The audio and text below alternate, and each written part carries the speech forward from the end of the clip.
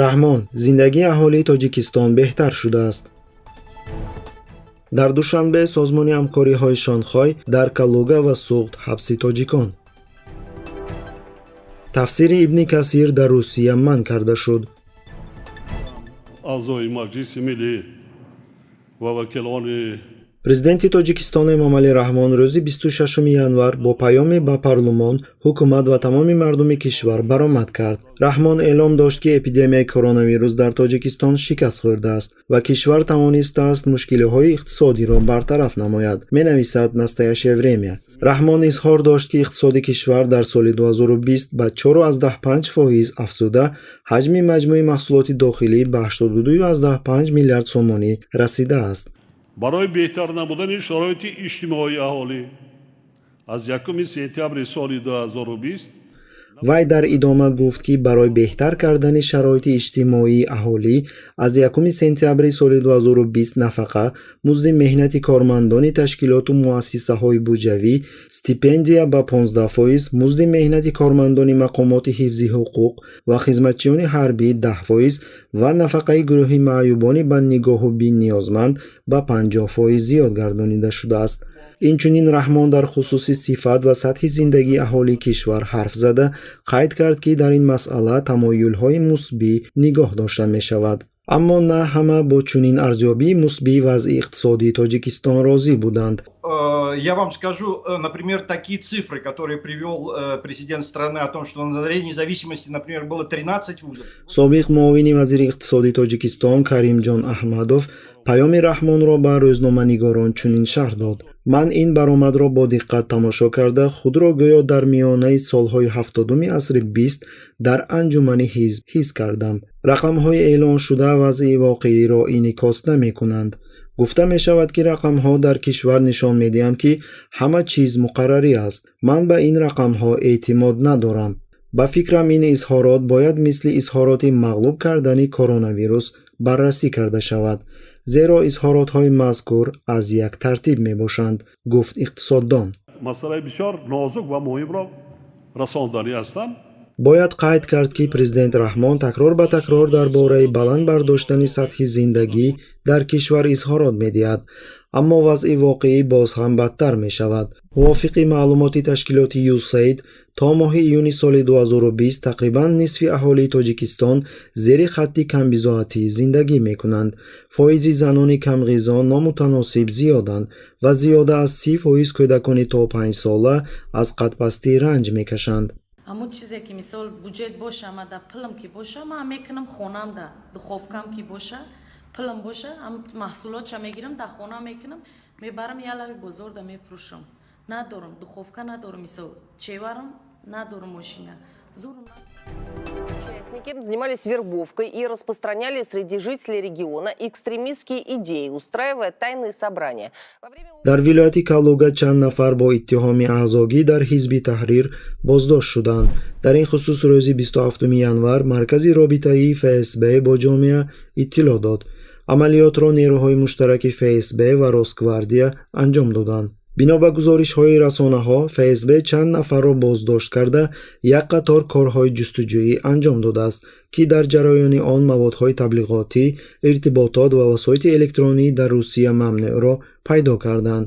тибқи иттилои вазорат, боздоштшудагон бо истифода аз чораҳои махфӣ дар ҷараёни мулоқотҳо ақидаи террористиро дар байни сокинони минтақа паҳн карда, мусулмонони маҳаллиро ба сафҳои худ ҷалб мекарданд.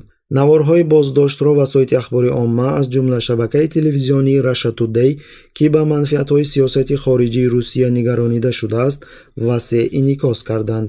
тибқи иттилои фаъолони ҳуқуқи башари Русия, ҳама ё баъзе боздоштшудаҳо шаҳрвандони Тоҷикистон мебошанд. Уважаемый господин президент Эмомали Шарипович Рахмон, вы, как и другие коллеги, обратили внимание на ряд очень важных вопросов. Радикализация среди молодежи, связанная с...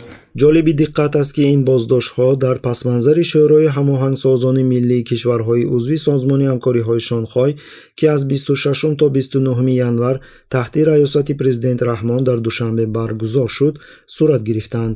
ҳамзамон манбаъҳои хабарҳо дар хуҷанд низ дар бораи як қатор боздоштҳо ки тақрибан ҳамон рӯзҳо дар шимоли тоҷикистон рух дода буданд хабар медиҳанд. тибқи иттилои мавҷуда афроде ки аз муҳоҷирати меҳнатӣ аз Русия баргаштанд бо иттиҳоми даст доштан дар ҳизби таҳрир боздошт шуданд.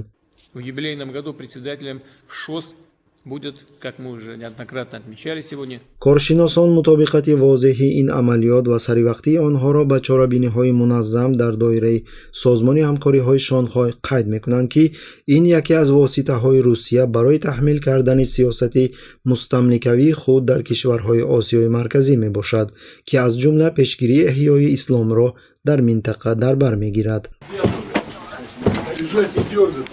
аммо боздошту куштори пайвастаи муҳоҷирони меҳнатӣ бегуноҳ аз Осиёи марказӣ ба хотири манфиатҳои сиёсии дохилӣ ва хориҷӣ аз ҷониби мақомоти амнияти Русия аллакай ба он оварда расонид ки агар шумо ба шарҳҳои истифодабарандагони Русия дар зери видеонаворҳои дар шабакаи YouTube ва дигар шабакаҳои иҷтимоӣ диққат кунед, шоҳиди он мегардед ки аҳолии Русия ба ин гуна хабарҳо аллакай эътимод намекунанд.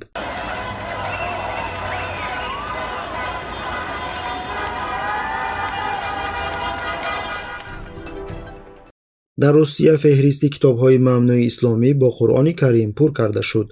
ҳамин тавр рӯзи 26 январ суди вилояти Самара қарори суди ноҳияи Красноглинскии шаҳри Самараро аз 18 августи соли 2020 дар мавриди эътироф кардани нашрияҳои зерин ҳамчун маводи экстремистӣ нигоҳ дошт.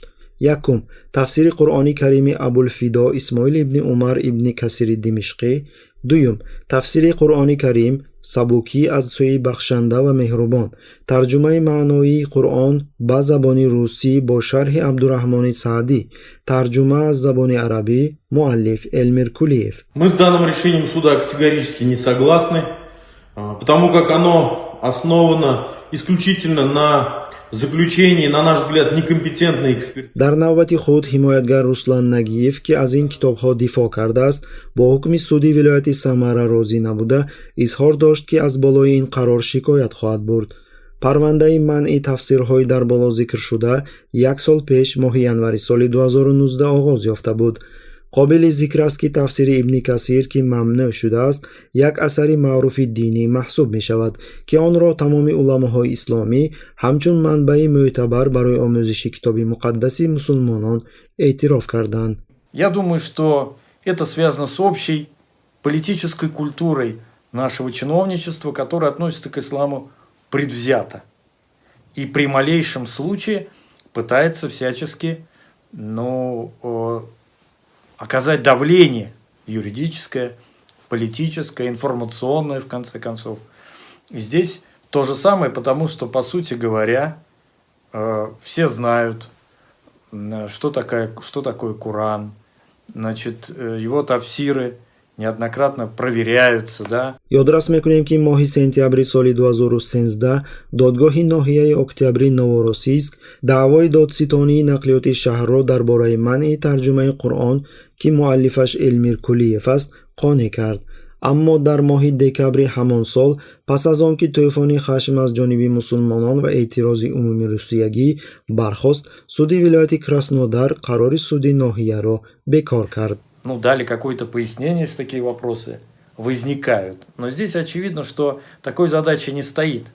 Задача другая.